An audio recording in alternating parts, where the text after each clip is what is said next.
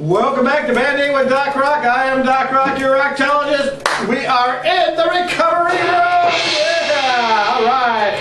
Love this part of the show. So many great artists that I get a chance to meet, and boy, here is one of the good ones. This is J.D. Eicher of J.D. Eicher and the Good Nights. Welcome back to Cleveland, man. How are you tonight? Doing great. How you doing? Good. You looking good? You looking good? You looking about a little bit rested. Now let some CDs and a few things are behind you. Yeah, a little bit less on the table right now. It is great stuff. Well, I don't know how many of you had the chance to catch J.D. Eicher and the Good Nights. I will tell you that they came to town to headline the, of course, the Band Aid Bash we did last fall, the Beachland Ballroom, and they took the Beachland Ballroom right down. So they just, yeah, it was a great show. That was fun. I was so impressed with you. It was just, Thanks. it's an honor to have you back here. So, how are the Good Nights doing? They're doing great. They're doing great. They're all together. Everybody's been good. Everybody's been good. Yeah, Okay. everybody's sticking with it. So Are they so far, so good? yeah. Well, they're being good nights, you know. So that's important. I mean, Yeah. what great guys with diverse backgrounds too. When you all get together and put you out there as the front man, it is really dynamic. You know what's the chemistry? What makes J.D. Eicher and the Good Nights just jive so well? I use an old term, jive. Yeah, you know.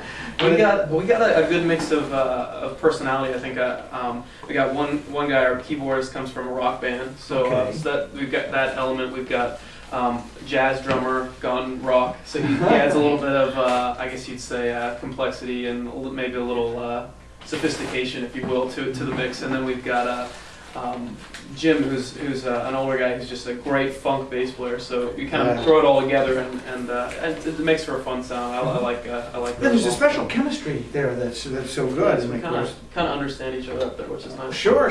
Well, I've got to ask you though, as we've been at this a little while now, J.D. Eicher, and are you finding with the band some of the personal influences are beginning to change? As the band comes from such diversity, and as the band's aging, are they listening to some different music and being inspired by some different things now? Yeah, it's interesting how we influence each other. I think Jim has some influences. He comes from a different era, and so we've kind of been drawn into some of that. Or we'll go for a funkier sound sometimes just because he loves he loves old Motown and that kind of thing. And then Dan is like more of a rock guy. He loves Counting Crows and some of the pop rock from back 10, 15 years ago. So we kind of throw those at each other. It works out well. I like it. Yeah. Okay. Yeah. I think it's great. I also got to tell you too because I want to talk about the Kickstarter experience. Yeah. It was the last time we had a chance. We saw you on the front end of that, and Yeah. you went through that whole experience and all, and finally got out a brand new CD, which we need to hold up and to show. But this brand new CD is called Shifting, and Shifting by J.D. Eicher and the Good Nights. Can we get a little close up of this, please? I'd like to. This is some really neat cover art. Okay, the cover art on this is so cool. And then, of course, the jacket opens up beautifully, and it's just got a wonderful tributes inside the jacket along the way. A lot that's so personal. And, of course, on the back are some of the other Good Nights. J.D. Eicher and the Good Nights are all there in their glory, okay? It's a very relaxing picture after going through the whole CD process. So, really great packaging and product. Congratulations on this. Thanks. I know it's very successful and Thank you. deservingly so. We heard a couple of songs just before you came into the recovery room. What were the two songs? Do you remember? Sure. I think the first one that came on was called Fine Line. Okay. And the second one was The Beauty of It All. Okay. So, the Fine Line? Kind of two Okay. called the front runners on the album. Two of the ones we've been pushing a little bit more than the Oh, others. sure. No, it's great stuff. And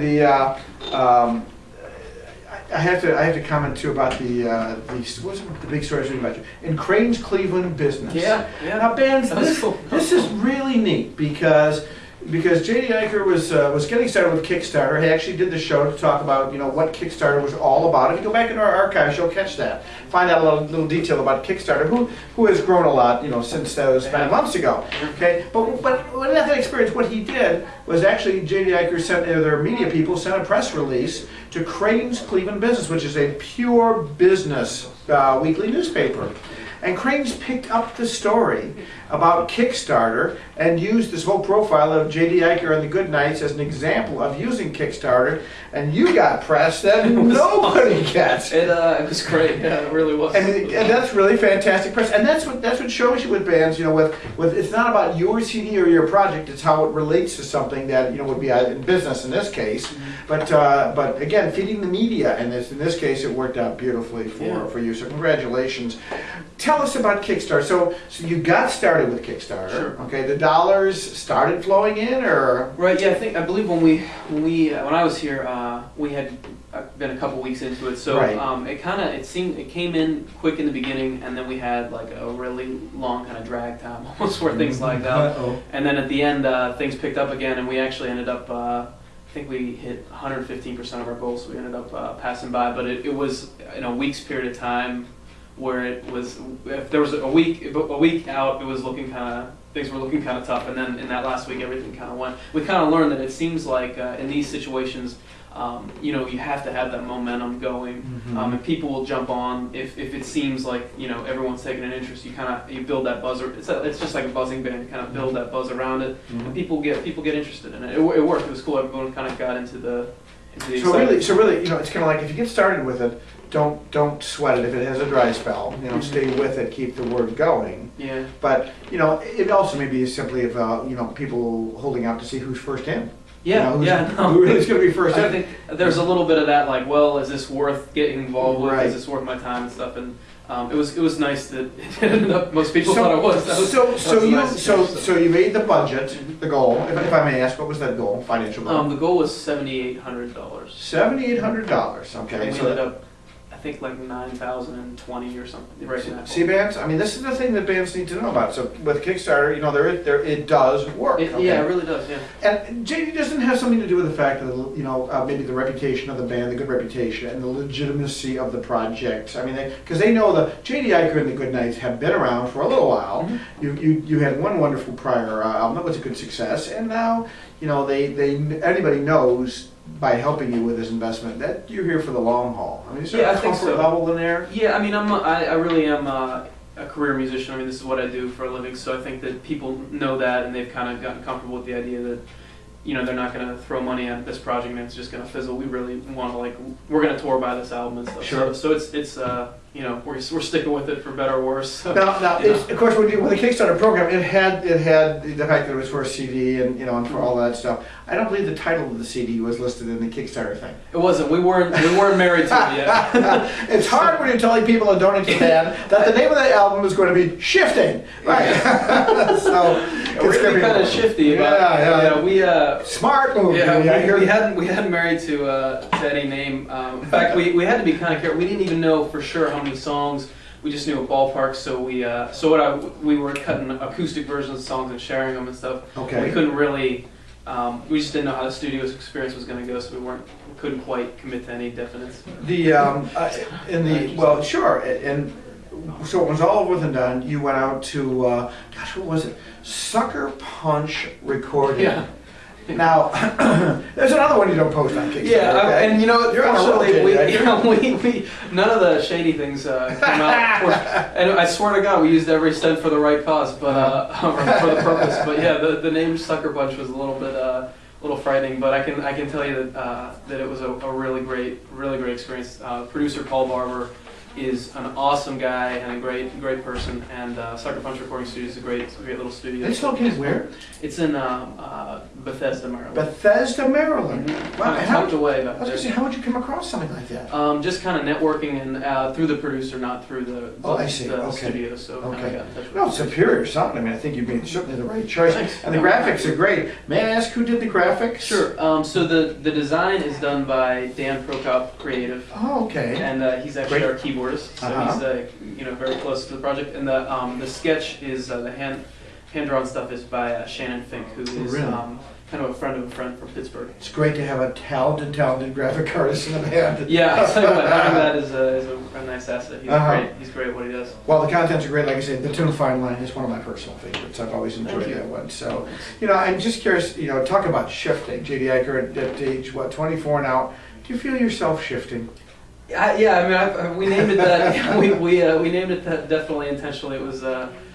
We have a couple new members since the first record, so there was that change, and a lot of the songs, even within musically and lyrically, we kind of focused on change in different contexts and whatnot. So some of the songs have some drastic. There's a song that has like a reggae section that shows up in the middle of nowhere and stuff. So everything about the record is kind of focused on change. The first songs are pop songs, and as you go toward the end, the last song is an indie song. So it kind of shifts from pop to more of like an indie.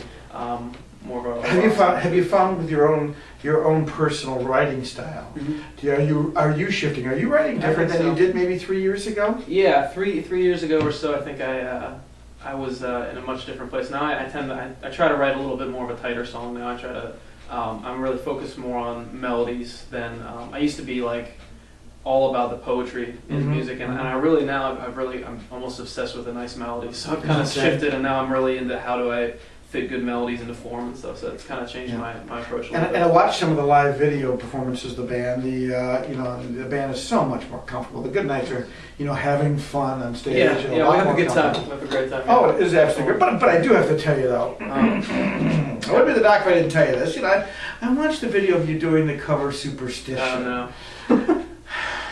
It's awfully cracker. You did it? Well, the bass is getting the funk and everything. Look at that. Now people are going to dance to Superstition no matter what. That's true. Yeah, we got that. But I all had a good time with it. Yeah. Well, you have a good time. Well, I'm never going to be Stevie. I never, no claims of being Stevie. Well, it's a hard song to do, the syncopation of that song, but that was one I would not have expected you to do. Yeah, I heard you do some great Beatles. Okay. Yeah, we love the Beatles. Oh my gosh, great Beatles. How is this record shifting? The new one. Mm-hmm. How is it much better than the first album? The first album was what, The Shape of Things? Shape of Things, yeah. Going through the recording experience now twice, what did you learn on album number 2 that enhanced it over album number 1? I think a lot of it was who you work with.